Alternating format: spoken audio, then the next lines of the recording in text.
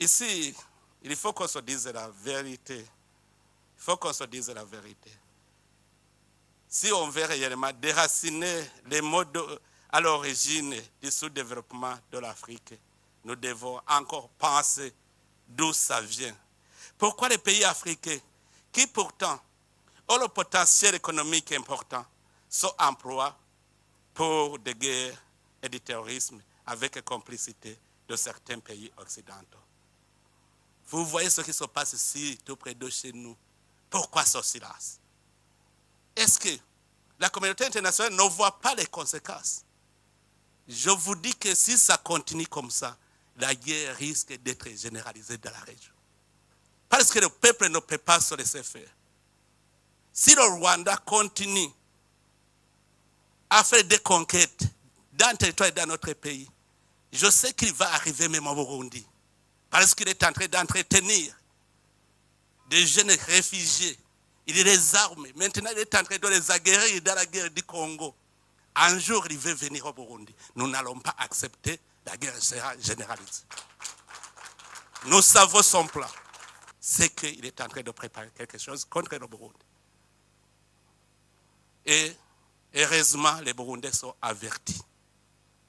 Si la communauté internationale le laisse faire, en tout cas, ici au Burundi, on ne va pas se laisser faire. J'appelle encore une fois la communauté internationale à prendre cela au sérieux. Nous avons une menace dans la région. Ce n'est pas le Burundi seulement. La Tanzanie, l'Ouganda, le Kenya, c'est à toute la région, c'est une menace. Si l'Est du Congo n'a pas la paix, la région n'a pas de paix. Ne pensez pas que c'est le Burundi seulement qui éprouve une menace. Les Sud-Africains sont en train de souffrir à l'Est du Congo. Est-ce que vraiment, vous voyez où se trouve l'Afrique du Sud? Mais l'insécurité à l'Est du Congo a des conséquences sur l'Afrique du Sud. N'est-ce pas, monsieur l'ambassadeur? Donc, au point de vue sécuritaire, seulement nous avons cette menace à l'Est du Congo. Si vous laissez les choses se détériorer comme ils sont, sachez très bien que les conséquences seront néfastes. Et chaque pays va se débrouiller lui-même. Mais vraiment, moi, j'ai un plan que j'avais proposé à la région. Je sais que si ce plan était respecté, on serait en paix. Parce que vous savez, si le Rwanda justifie sa présence par la présence des FDLR, est-ce que ce n'est pas une question qui peut être résolue pacifiquement? Sacrifier le peuple congolais, tuer des millions de gens, sous prétexte qu'il y a une menace. Est-ce que cela ne peut pas être réglé sans verser le sang des innocents? Je sais que les RDC et le Rwanda peuvent s'entendre très bien sur la gestion de ce mouvement. Moi-même, je disais qu'il faut une coalition internationale de lutte contre les groupes armés étrangers à l'est de la RDC. Comme ça va garantir le Rwanda et ça va aussi permettre au Congo d'entamer le processus de paix. Qu'est-ce qui manque? Qu'est-ce qui manque? C'est parce qu'il y a complicité. Sinon, si tous nous sommes d'accord de nous mettre ensemble pour combattre tout groupe armé étranger à l'est de la RDC, ça sera fini parce que ça va garantir le Rwanda. Ça va aussi permettre au Congo d'organiser son pays pacifiquement. Ça, c'est un. Si on parle de M23, moi, j'avais essayé de me mettre en contact avec les responsables du M23. Je leur ai dit, si réellement vous n'êtes pas des Rwandais, pourquoi vous n'acceptez pas de déposer les armes et emprunter le chemin de la paix? Comme vous êtes Congolais, vous aimez votre pays. Alors, à ce moment-là, ils m'ont dit, nous sommes d'accord, parce que je leur disais, aussi longtemps que vous n'êtes pas cantonnés, on ne saura pas qui est Rwandais, qui est Congolais.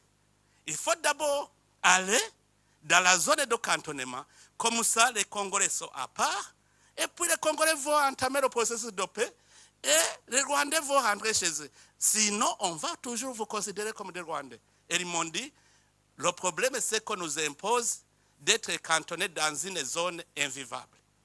J'ai envoyé mes officiers pour aller inspecter la zone. C'était la zone de Sabignon. Ils ont trouvé que la zone était invivable. Et j'ai proposé au gouvernement congolais de décider sur notre zone. Le gouvernement congolais a accepté. Nous avons fait la reconnaissance de la zone de Lomangabo On a envoyé les chefs d'état-major pour aller inspecter, voir si la vie est possible. On a trouvé que toutes les facilités étaient là. Et le M23 avait accepté d'aller dans le cantonnement. On avait mis en place tout le nécessaire. Mais au moment où on allait commencer le mouvement, ils reprennent le combat. Pourquoi?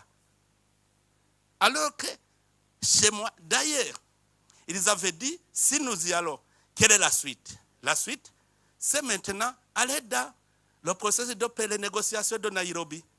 Et tout ce que vous réclamez, vous allez le réclamer pacifiquement. Ils avaient accepté. Et j'avais convaincu même le gouvernement congolais, souvenez-vous, le gouvernement congolais avait dit, s'ils acceptent d'être cantonnés, c'est qu'ils acceptent le processus de paix, nous allons les intégrer dans le processus de Nairobi. Le gouvernement congolais était d'accord. Mais quand ils reprennent le combat, comment négocier avec quelqu'un qui ne veut pas la paix?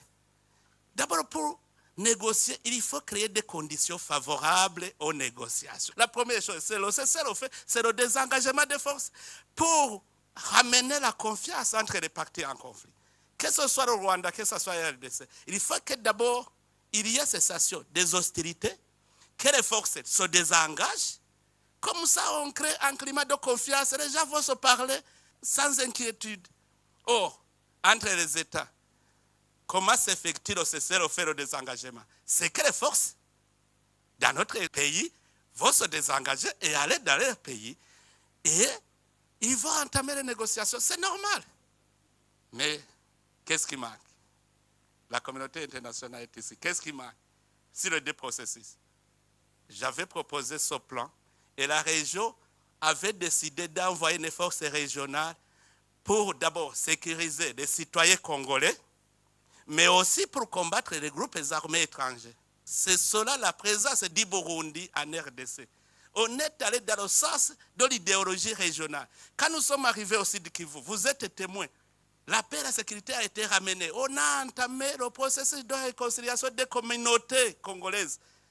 Jusque maintenant, c'est calme.